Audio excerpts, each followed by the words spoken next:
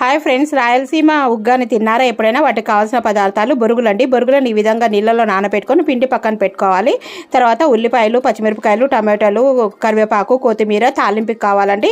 ఒక mixie jar తీసుకొని పుట్నాలు, ఎండు కొబ్బరి మిక్సీ పట్టుకొని రావాలి. తర్వాత పిండి పెట్టుకున్న బొరుగుల్లో ఈ పుట్నాలు, ఎండు కొబ్బరి పొడి చేసి అది వేసి ఉప్పు కారం వేసి బాగా కలుపుకోవాలండి.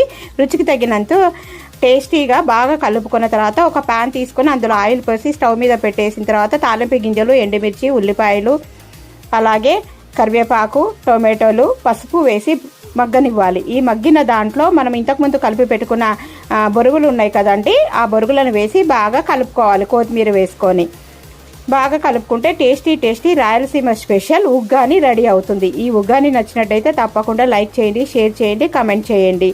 Thank you for watching. Please subscribe. Bye. Tasty Rayalaseema special uggani.